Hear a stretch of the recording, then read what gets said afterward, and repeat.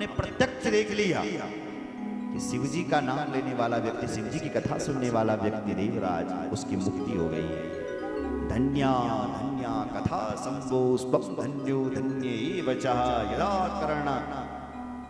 कर्ण मात्रेण शिवलोकम व्रजे नरः। अगर हर व्यक्ति शिव जी की कथा को सुन ले, हर व्यक्ति बल धन्य हो जाएगा और शिवलोक के लिए चले जाएगा। और इतिहास सुनाइए महाराज, हम और सुनना चाहते हैं शिव पुराण की महिमा। तब कहा सुनो ऋषियों, समुद्र निकटे देसी ग्रामो वास्कल संज्ञका बसंति तत्र पापिष्ठा वेद धर्मो जिता जना, वेद धर्मो जिता जना। समुद्र के किनारे एक गांव और था, सुनिया जरा, बोलो जय श्री राम। उस गांव का नाम था वास्कल, ग्रामो वास्कल संज्ञकः।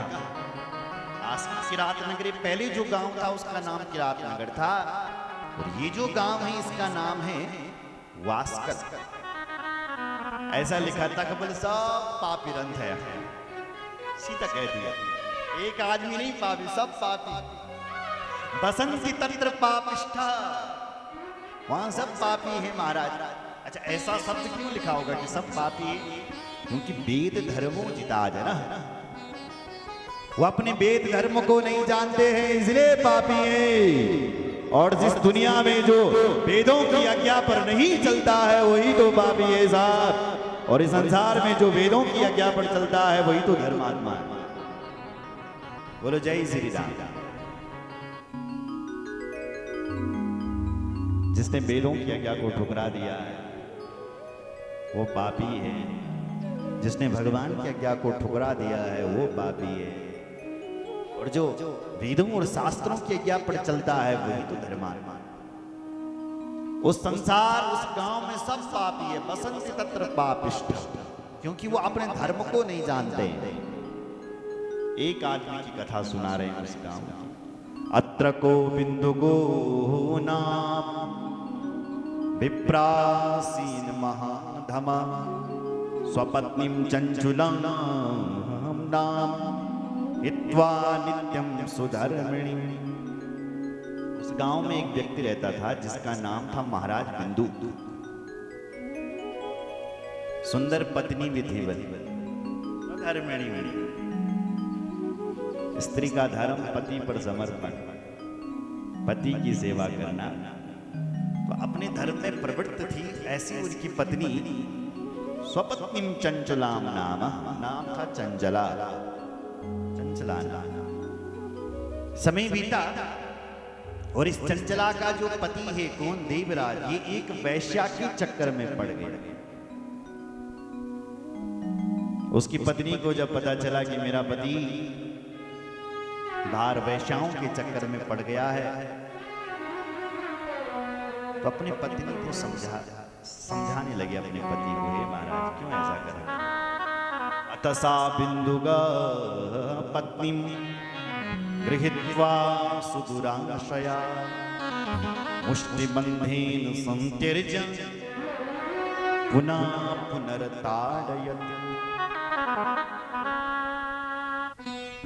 जब उसकी पत्नी ने मुंह बजाना शुरू कर दिया कि हे महाराज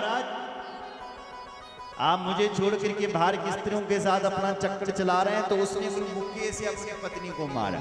मुष्टि बंधेन संत्यज्य, मुक्का लगाया उसको, धाड़ धाड़ धाड़ बेचार मुक्के। तो वो चंचला कहती है, हे महाराज मुझे क्यों मार रहे हो, मेरी क्या गलती? 2-4 दिन उसने मार सहन करी। जब उसको लगा कि ये घर ना होने वाला, 4 महीना बीत गया, पता नहीं कहाँ मस्त हो रखा है, घर बार सब छोड़ दिए। एक दिन जब घर आया, उसकी पत्नी क्या करें, तो उस बिंदु की जो पत्नी थी उसने भी अपना चक्कर भारी पुरुषों से चलाना शुरू कर दिया। वो भी अपने धर्म से चित्त हो गई। लेकिन जब बिंदु को पता चला कि मेरी पत्नी बाहर पुरुषों के साथ घूम रही है, तो उसने फिर से उसको मारना। वो चंचला फिर कहती है, हे महाराज, भवान प्रतिदिनम कामम रमते वेश्याया कुधी मां विहाय स्वपत्नीं च युवतीं पति सेविनीं।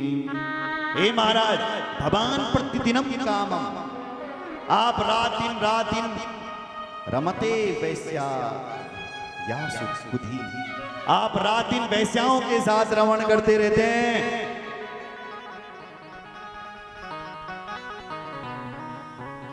और पराई स्त्रियों के साथ घूमते रहते हैं।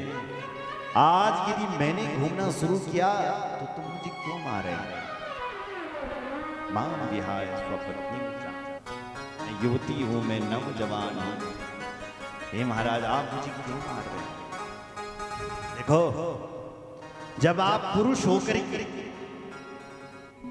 अपनी इंद्रियों पर विजयी प्राप्त नहीं कर सकते हैं, अपनी इंद्रियों को कंट्रोल में नहीं रख सकते, तो हे महाराज, मैं तो स्त्री हूं, और स्त्री भी कनिबल में ये क्षेत्र की सुने क्या बोलाने लगी। हे महाराज बिंदु, तुम्हारो मैं छोड़ियों जब मैं ये क्षेत्र की सबसे सुंदर स्त्री छू, सबसे रूपवान, अहम महारूपवती, उसके शब्द देख नव यौवन विफला, अहम महारूपवती, क्षेत्र की सबसे सुंदर स्त्री। यो मेरी बात किए जाए तो सबसे सुंदर मैं हूं महाराज। और सुंदरी के साथ साथ नव यौवन विफला, नव यौवन से संपूर्ण। इसलिए कथम सही से काम दुखम, कैसे मैं अपना काम दुख सहन करूं? जब आप पुरुष होकर के अपने काम सहन नहीं कर सकते हैं, कथम सही से काम दुखम तम संगम विनर्तदी, मैं स्त्री होकर के कैसे अपने काम दुख को सहन करूं? हे महाराज, मुझे मत मारो, अपनी शक्ति निकालो जरा, थोड़ा है ना कि तुम करना चाहो। तब बिंदु निकाल, एक सुन, तुझे यदि पराये पुरुषों के साथ घूमना है ना देवी, तो घूम ले, जा घूमी को और बोल दो, मुझे मत रोक। पर सुन, तेरी मां ना घूमी तो तक तो क्या करो? पैसा कमा के लिया, पैसा कमा के लिया पर पुरुषों से। तो बिंदुक ने अपनी पत्नी चंचला को देह व्यापार में लगा दिया।